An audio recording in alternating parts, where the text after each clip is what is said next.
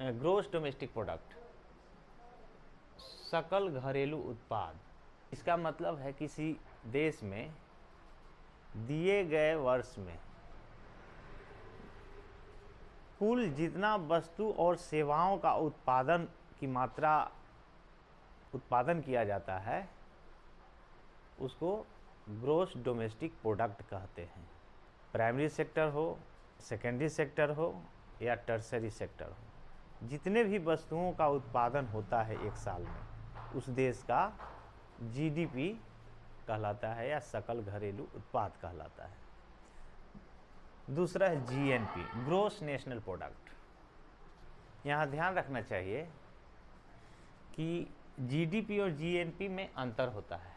GDP समझे कि देश में दिए गए वर्ष में कुल वस्तु और सेवाओं का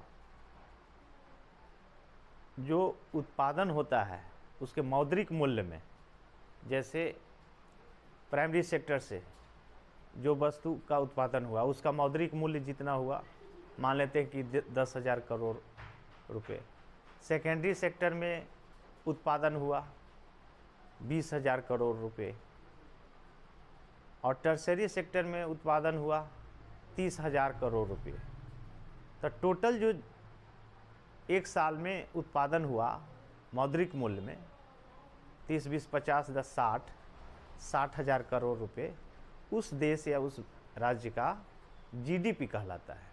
लेकिन दूसरा है जीएनपी, ग्रोस नेशनल प्रोडक्ट। तो ग्रोस नेशनल प्रोडक्ट में क्या होता है, दोनों में अंतर है। जीडीपी में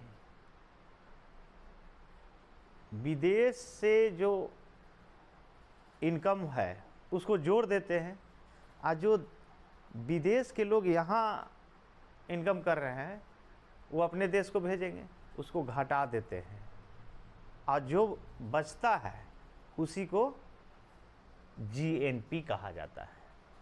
मतलब अपने देशवासियों द्वारा दूसरे देशों में या जो विदेश में कमा रहे हैं वो अपने देश में भेजेंगे तो उसको जोड़ देते हैं, और जो विदेश के लोग भारत देश में कमा रहे हैं तो घटा देते हैं और उससे जो निकलता है वही जीएनपी कहलाता है, ग्रोस नेशनल प्रोडक्ट। तीसरा है एनएनपी, मतलब जीएनपी में जितना लागत लगा उसमें से जो घटाते हैं वही नेट नेशनल प्रोडक्ट कहलाता है।